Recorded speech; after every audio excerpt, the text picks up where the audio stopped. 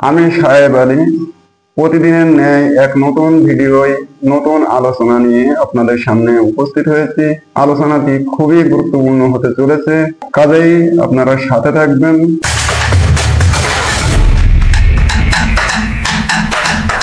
প্রিয় ভিউয়ার্স, আসসালামু আলাইকুম।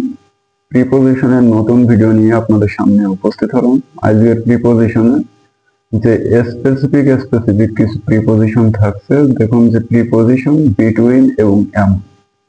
আমি একটা বিটুইন যে প্রিপোজিশনটা দিয়ে প্রিপোজিশনটা শুরু করতে চাই। বিটুইন এটা দ্বারা দুইয়ের মধ্যকে বোঝায়, দুইয়ের মধ্যকে বোঝায়, এবং এমন দ্বারা দুইয়ের অধিকের মধ্যকে বোঝায়। অর্থাৎ বিটুইন এবং এমন এই দুইটা প্রিপোজিশন এমন ভাবে ব্যবহার করা হয়, যদি দেখা যায় যে দুইয়ের মধ্যে কোনো কিছুকে বোঝাচ্ছে সেক্ষেত্রে বিটুইনকে ব্যবহার করা হয়, এবং যদি দেখা যায় যে দুইয়ের অধিকের মধ্যে বোঝাচ্ছে, অনেকের মধ্যে বোঝাচ্ছে, তাহলে সেক্ষেত্রে এমনকে ব্যবহার করা হয়। একটা সেন্টেন্স দেখুন, যে সেন্টেন্সটি আপনারা অবশ্যই কোশ্চেন পেপারে দেখা যায় যে আপনারা পরিচিত থাকবেন সেন্টেন্স সম্পর্কে, যে write a dialogue dash you and your friend.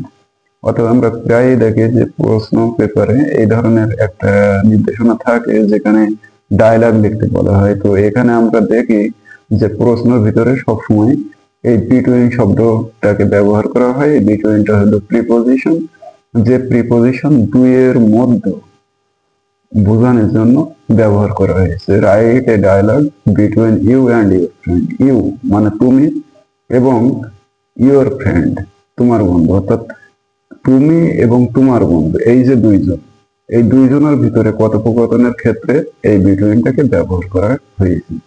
এখন দেখা যায় যে যদি দেখা যায় যে my friend is delivering his speech dash student, তাহলে এই যে শূন্যস্থানটাই কোন ধরনের প্রিপোজিশন বসবে? আচ্ছা দেখুন যে my friend is delivering his speech, আমার বন্ধু বক্তব্য দিচ্ছে। কাদের মধ্যে? শিক্ষার্থীদের মধ্যে। তো শিক্ষার্থীটা কিন্তু দুইজন না, দুইয়ের অধিক। যেহেতু দুইয়ের অধিক, তাহলে সেক্ষেত্রে এই জায়গায় প্রিপোজিশনটা বলবে কি? এমন। আশা করি এই বিটুইন এবং এমন প্রিপোজিশনের ব্যবহারটা বুঝতে পেরেছেন। যদি বুঝতে পারেন তো আমি নিচে একটা সেন্টেন্স দিচ্ছি।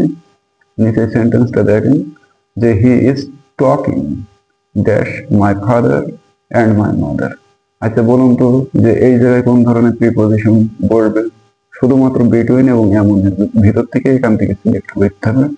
নিশ্চয়ই আপনারা বুঝতে পারছেন যে এই জায়গাটি মাই ফাদার এবং মাই মাদার, আমার বাবা এবং আমার মা, এর মধ্যে কথোপকথন করছে সে।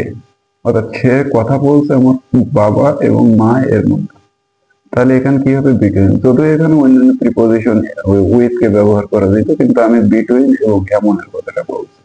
এখন দেখুন যে এই যে সেন্টেন্সটা যে he is talking dash the villager, এই শূন্যস্থানে কোন ধরনের প্রিপোজিশন বলবে? এখানে প্রিপোজিশনটা বলবে কি? যে ভিলেজারদের মধ্যে কথা বলছে। অর্থাৎ এখানে যে ভিলেজার্স, এটা কিন্তু একজন দুইজন না, এখানে কিন্তু ভিলেজার্সটা অনেক অনেক বেশি, কারণ গ্রামবাসী কিন্তু দুইজন না। সে কথা বলছে গ্রামবাসীদের সাথে। যদি আমি এখানে এমন ব্যবহার করি তাহলে অনেকের মধ্যে সে কথাটা বলছে, তাহলে এখানে কি হবে? এমন হবে। এখন দেখুন যে preposition since, for, till, until, এই চারটি প্রিপোজিশন আমরা দেখবো। এই চারটি প্রিপোজিশনের ব্যবহারটা দেখতে হবে আমাদের। খুবই গুরুত্বপূর্ণ প্রিপোজিশন, অবশ্যই খুব মনোযোগ সহকারে এখানে লক্ষ্য করবেন। আমি একটা সরল রেখা দিয়ে এই চারটি প্রিপোজিশনকে ব্যবহার করার চেষ্টা করব। দেখুন যে এই যে সরল রেখার কিন্তু একটা স্টার্ট পয়েন্ট আছে এবং একটা এন্ড পয়েন্ট আছে। অর্থাৎ শুরু হচ্ছে এখান থেকে আর শেষ হচ্ছে এখানে।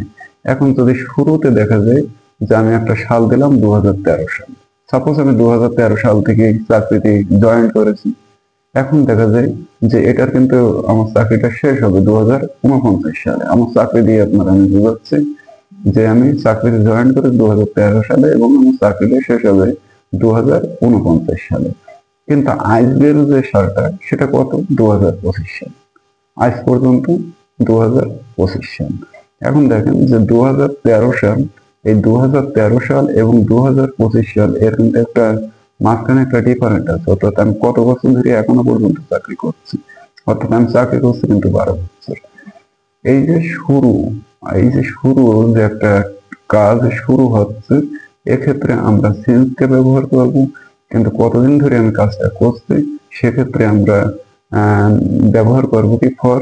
কিন্তু আমার কাজটা কতদিন পরে শেষ হবে, কোন টাইমে গিয়ে শেষ হবে, সেক্ষেত্রে আমরা ব্যবহার করব আনটিল। আশা করি বুঝতে পারছেন যে শুরুটা, যে আমি কাজটা শুরু করছি সেক্ষেত্রে বোঝানোর জন্য সিন্সকে ব্যবহার করা হবে। কতদিন যাবত ধরে আমি কাজটা করছি সেটার ক্ষেত্রে আমার ফরকে ব্যবহার করব। এবং ফিউচার একটা টাইম আছে যে সময়তে আমি কাজটা শেষ করব, সেই সময়ের ক্ষেত্রে আমরা টিল অথবা আনটিল ব্যবহার করব। টিলে খেয়াল করবেন দুইটা এল এবং আনটিলে কিন্তু একটা এল। এখন দেখুন যে আমি একটা সেন্টেন্স আপনাদের সামনে দিচ্ছি উদাহরণ হিসেবে। উদাহরণ হিসেবে যে সেন্টেন্সটা দিচ্ছি সেখানে বলা হচ্ছে I have been serving this institution dash 2013।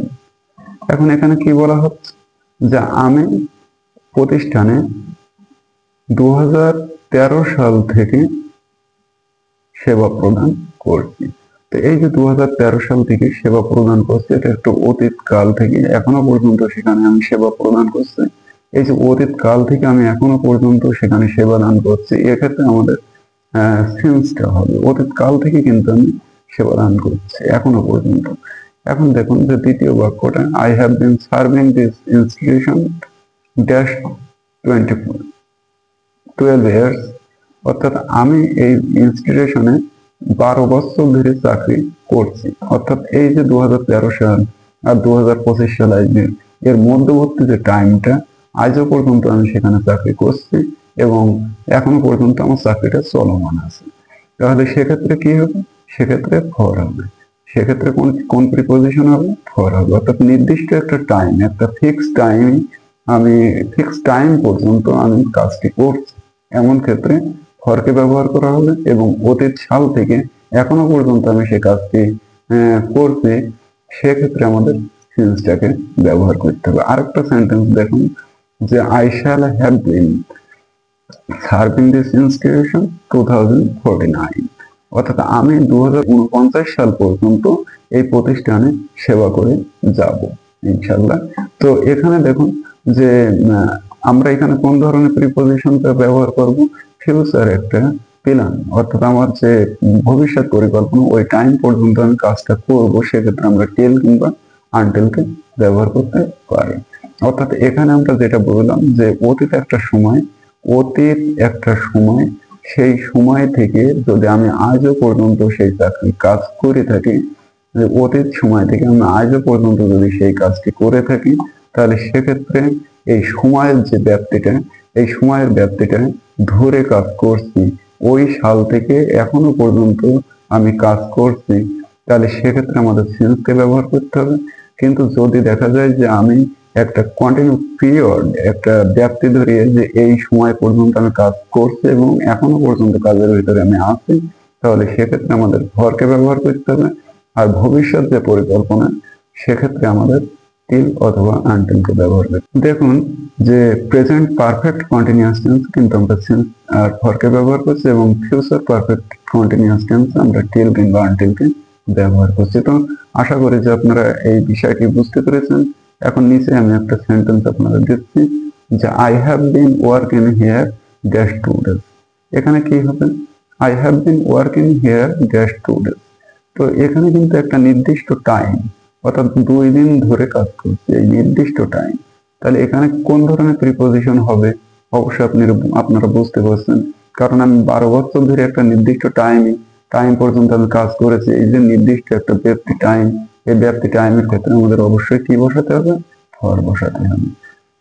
এখন দেখুন যে প্রিপোজিশন ইন, অন এবং অ্যাট, এই তিনটে প্রিপোজিশনের ব্যবহার সম্পর্কে আমি বোঝানোর চেষ্টা করব, কথা বলার চেষ্টা করব। আপনারা মনোযোগ সহকারে খেয়াল করবেন যে এখানে ইন, অন এবং অ্যাট, এই যে তিনটে প্রিপোজিশন, এই তিনটে প্রিপোজিশন আমরা এর আগে ব্যবহার দেখেছি। আমি বেসিক লেভেলের প্রিপোজিশনের কথা এর আগের ভিডিও আমি আলাপ আলোচনা করেছি। আপনারা যদি সেটি না দেখে থাকেন তাহলে অবশ্যই সেটি দেখবেন, দেখার পরে এই ভিডিও আসবেন। তো এখানে আমি যেটা দেখাচ্ছি সেটা হলো ইন, অন এবং অ্যাট, এই তিনটে বিশেষ প্রিপোজিশন সময়ের সাথে যুক্ত থাকে। তো সময়ের সাথে যে যুক্ত থাকে, এই সময়ের সাথে যুক্ত থাকলে এই প্রিপোজিশনটা আমাদের ভিতরে একটা কনফ্লিক্ট তৈরি করে। অবশ্যই সেই কনফ্লিক্টটা আমরা একটা কৌশলের মধ্যে দিয়ে সমাধান করার চেষ্টা করব।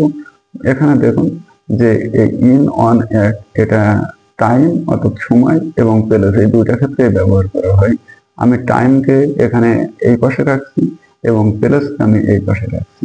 টাইম এবং প্লেসকে দুই সেকশনে আমি ভাগ করেছি এবং এখানে যেহেতু এটা খুবই একটা কনফ্লিক্টের ব্যাপার তৈরি করে, সেহেতু আমি এটা খুব সহজভাবে উপস্থাপন করার চেষ্টা করব।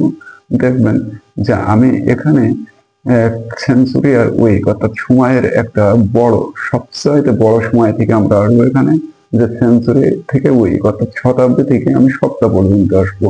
এই যে শতাব্দী থেকে সপ্তাহ পর্যন্ত এই এই যে সময়টা শতাব্দী থেকে সপ্তাহ পর্যন্ত, দেখুন যে সাল হোক, বছর হোক, তারপর উইক হোক অর্থাৎ সপ্তাহ হোক, এই যে সপ্তাহটা অবশ্যই দিনের একটা বড় সময় এবং সংখ্যার দিক থেকে সেঞ্চুরিটা সবচেয়ে বড় সময়। তো এই বড় সময়ের আগে সেঞ্চুরি, সাল কিংবা এই যে সপ্তাহ, এর আগে অবশ্যই প্রিপোজিশন আমাদের ইনকে ব্যবহার করতে হবে। আবার দেখুন যে ডে নেম অর্থাৎ সপ্তাহের চাইতে একটু ছোট, সপ্তাহের যে 7টা দিন আছে সেই 7টা দিনকে আমরা 7টা দিন হিসেবে জানি। এই যে সপ্তাহের পরে দিন আছে অর্থাৎ 7 দিনই তো সপ্তাহ, তাহলে সপ্তাহের চাইতে একটু ছোট দিন, তাহলে 7টা দিন মিলেই আমার এক সপ্তাহ, তাহলে 7টা দিন ছোট ছোট। এই যে ছোট ছোট দিন, একটা দিনের নাম, বারের নাম, শনিবার, রবিবার কিংবা শুক্রবার, বৃহস্পতিবার, এই যে দিন, এই দিনের নামের আগে অবশ্যই আমাদের ওয়ানকে ব্যবহার করতে হবে। কিন্তু এই যে দিনটা, এই দিনটাকে কিন্তু আমরা আরো ছোট করতে পারি। যেমন সপ্তাহকে ছোট করে আমরা দিনকে ভাগ করলাম, দিনটাকে কিন্তু আমরা আবার ছোট করতে পারি, কারণ দিনের কিন্তু একটা নির্দিষ্ট টাইম আছে, আবার দিনের একটা ছোট টাইম আছে। এখন এই দিনটাকে আমরা দুইটা ভাগে ভাগ করে, ভালো করে খেয়াল করবেন যে আমরা কিন্তু শতাব্দীর থেকে সপ্তাহে আসছি, তারপর সপ্তাহকে আবার 7টা ভাগে ভাগ করতে দিন, সেই দিনের আগে কিন্তু আমরা ওয়ানকে বসাচ্ছি। আবার দেখুন যে যখন আমরা দিনটাকে আবার দুইটা ভাগে ভাগ করছি, একটা হলো পিরিয়ড অফ টাইম, একটা পিরিয়ড অফ টাইম আর একটা হলো point of time. Period of টাইমটা কোন ধরনের এবং পয়েন্ট অফ টাইমটা কোন ধরনের। যে পিরিয়ড অফ টাইমটা কিন্তু একটা পিরিয়ড, যেটার একটা ব্যাপ্তি আছে, আর পয়েন্ট অফ টাইমটা কি একটা নির্দিষ্ট সময়, যেমন বিকাল 5টা, সকাল 8টা, এটা কিন্তু একটা পয়েন্ট অফ টাইম। আর পিরিয়ড অফ টাইমটা কি সকাল, দুপুর, বিকাল, রাত্রি, সন্ধ্যা, এটা কিন্তু একটা পিরিয়ড অফ টাইম, কারণ যে সময়টা একটা একটা বড় সময় নিয়ে গঠিত থাকে। যেমন সকালটা যদি দেখা যায় যে 8টার থেকে 12টার আগ পর্যন্ত আমরা সকাল হিসেবে ধরি, এবং এই সকালের কিন্তু একটা পয়েন্ট অফ টাইম আছে, কিন্তু এই পিরিয়ড অফ টাইম বলতে কি আমরা সকালবেলা অর্থাৎ 8টা থেকে 11টা 59 পর্যন্ত এই সময়টাকে আমরা পিরিয়ড অফ টাইম বলছি। তো এখানে পিরিয়ড অফ টাইমের ক্ষেত্রে আমাদের কি বসাতে হবে, ইন বসাতে হবে, এবং পয়েন্ট অফ টাইমের ক্ষেত্রে আমাদের কি বসাতে হবে, অ্যাট বসাতে হবে। কিন্তু এ জায়গায় কিন্তু আমাদের একটা কৌশলকে অবলম্বন করতে হবে, কারণ পিরিয়ড অফ টাইমটা আমরা 8টা ভাগে ভাগ করেছি। পিরিয়ড অফ টাইমটা আমরা 8টা ভাগে ভাগ করেছি। যেমন দেখুন যে ডাউন অর্থাৎ ভোর থেকে শুরু হচ্ছে, একটা দিন ভোর থেকে শুরু হচ্ছে, ভোরটা কিন্তু তেমন বেশি সময় থাকে না। ভোরের পরে আসছে মর্নিং, মর্নিং এর পরে আসছে নুন, দুপুরবেলা, তারপর আসছে কিন্তু আফটারনুন। যেহেতু ডাউন এটা হলো ভোর, ভোরের সময়টা খুব কম সময় থাকে, যার কারণে এর সামনে আমরা অ্যাটকে বসাচ্ছি। মর্নিংটা বেশি সময় থাকে, যার কারণে এর সামনে আমরা ইনকে বসাচ্ছি। আবার দুপুরটা কিন্তু খুব অল্প সময় থাকে, তার কারণে আমরা অ্যাটকে বসাচ্ছি। আবার আফটারনুনটা একটু বেশি সময় থাকে, যার কারণে আমরা ইন বসাচ্ছি। আমরা সহজভাবে বলতে পারি কি, যে আমরা যে 8টা ভাগে এখানে ভাগ করব, যদি আপনি এই জিনিসটা না বোঝেন যে কোনটা একটু কম সময় থাকছে, কোনটা বেশি সময় থাকছে, কোথায় আমি অ্যাড বসাবো, কোথায় আমি ইন বসাবো, তাহলে সেক্ষেত্রে আপনি ডাউন থেকে শুরু করবেন, অর্থাৎ ভোর, সকাল, দুপুর, বিকাল, গোধূলি, সন্ধ্যা, রাত, তারপর আবার গভীর রাত, এইভাবে ভাগ করে আপনি প্রথম অ্যাড, তারপর ইন, তারপর অ্যাড, তারপর ইন, এইভাবে আপনারা এটা কৌশলটা অবলম্বন করবেন। অর্থাৎ ভোর থেকে শুরু করবেন, ভোর, সকাল, দুপুর, বিকাল, গধূলি, সন্ধ্যা, রাত, মধ্যরাত। তো আমরা এখানে কি করছি যে একবার ভোরে অ্যাড ব্যবহার করছি, তারপরে ইন ব্যবহার করছি, তারপরে অ্যাড ব্যবহার করছি, তারপরে ইন ব্যবহার করছি, কিনা একটা সিকোয়েন্স অনুযায়ী আমরা যাচ্ছি। এটা হলো একটা কৌশল। এখানে যে চারটে দিচ্ছি তারপরে খেয়াল করেন আর চারটে ডাস্ক, এটা হলো গধূলি অর্থাৎ বিকালের পরে এই সময়টা আসে, যেটা মাগরিবের সময়ের পর পরে এই সময়টা সংঘটিত হয়। খুবই অল্প সময়ের জন্য গধূলিটা থাকে, তারপরে শুরু হয় কি ইভিনিং। দেখবেন যে আমরা সন্ধ্যেবেলাও যদি কাস্টম কেয়ারে কল দিই তাও ইভিনিং বলে, আবার রাত 10টার দিকেও যদি কাস্টম কেয়ারে কল দিই তো আবার ওখানে কিন্তু শুভ সন্ধ্যা কিংবা গুড ইভিনিং এই কথাটা বলে। তো গুড ইভিনিং আবার শুভ সকাল, সন্ধ্যা, এটা কিন্তু একটা ব্যাপ্তি টাইম। হ্যাঁ, এর ক্ষেত্রে আমাদের ইনকে ব্যবহার করতে পারি। ডাস্কের ক্ষেত্রে খুব অল্প সময়, যেহেতু ডাস্ক গধূলি টাইমটা খুবই অল্প সময় থাকে, যার কারণে আমরা ডাস্কের আগে অ্যাডকে ব্যবহার করি। আবার দেখেন নাইট, এর আগেও আমরা অ্যাড ব্যবহার করি। নাইটটা কারণ আমি যখন ঘুমাতে যাই তখন আমি বলি যে গুড নাইট, তার আগে কিন্তু গুড ইভিনিং চলতেই থাকে। কারণ আমরা যে সময়টায় ঘুমাতে যাই তার আগে আমরা গুড নাইটটা বলি। কিন্তু রাত 10টার সময় কাস্টম কেয়ারে কল দেবেন, সে কিন্তু বলবে শুভ সন্ধ্যা কিংবা গুড ইভিনিং, এই ব্যাপারে আপনাকে সম্বোধন করবে। তাহলে আমরা কি নাইটের আগে আবার অ্যাডকে ব্যবহার করছি, আবার মিড নাইটের আগে আমরা ইনকে ব্যবহার করতে পারবো। তা এখানে কি ডাস্কের আগে আমাদের অ্যাড বসাতে হবে, যেহেতু খুব অল্প সময়। ইভিনিং এর আগে ইন, অ্যাড নাইটের আগে, আবার মিড নাইটের আগে ইন। আশা করি বিষয়টা বুঝতে পেরেছেন। এখন দেখুন যে আমি একটা সেন্টেন্স আপনাদের সামনে উপস্থাপন করছি যে I will go to my bed dash night. বলুন এই প্রিপোজিশন অর্থাৎ এই শূন্যস্থানে কোন ধরনের প্রিপোজিশন বসবে? অবশ্যই এখানে অ্যাড বসবে, আপনারা নিশ্চয়ই বুঝতে পারছেন। এখন যদি বুঝতে পারেন তাহলে তো অনেকটা ভালো। এখন যদি বুঝতে না পারেন তাহলে এই জিনিসটা আরেকটু ভালো করে টেনে টেনে দেখবেন। এখন প্লেসটা কি? প্লেসটা কিন্তু খুব একটা জায়গার নাম। প্লেসটা হলো একটা জায়গার নাম। তা আমরা এখানেও এই ইন, অন, অ্যাট এটাকে ব্যবহারের ক্ষেত্রে অবশ্যই একটা কৌশল অবলম্বন করব। কারণ এখানে ইন, অন, অ্যাট এটা প্লেসের ক্ষেত্রে ব্যবহার করা হয় এবং এটা একটা ভৌগোলিক দৃষ্টিকোণ থেকে ব্যবহার করা হয়। আপনাকে অবশ্যই ভৌগোলিক একটা জায়গার ভৌগোলিক অবস্থানটা বুঝতে হবে। খুব গভীরভাবে খেয়াল করবেন। যদি আমি সবচাইতে অর্থাৎ যদি সবচাইতে বড় স্থানের কথা বলতে চাই তাহলে অবশ্যই গ্রহ উপগ্রহ থেকে আসতে হবে, এবং গ্রহ উপগ্রহের ভিতরে পৃথিবী একটা গ্রহ। এটা আমার বুঝতে হবে যে পৃথিবীটা একটা ভৌগোলিক স্থান, সবচাইতে বড় একটা স্থান, যেটা হলো গ্রহ। গ্রহর পরে এই যে গ্রহটা পৃথিবীটা কিন্তু কয়েকটা ভাগে মহাদেশে ভাগ করা হয়েছে। হ্যাঁ, তারপর মহাদেশটাকে অনেকটা ছোট ছোট ভাবে দেশে ভাগ করা হয়েছে। দেশটার ভিতরে আবার অনেকটা আপনার শহর আছে, ছোট শহর, বড় শহর। এই যে ভৌগোলিক অবস্থানটা আপনার বুঝতে হবে।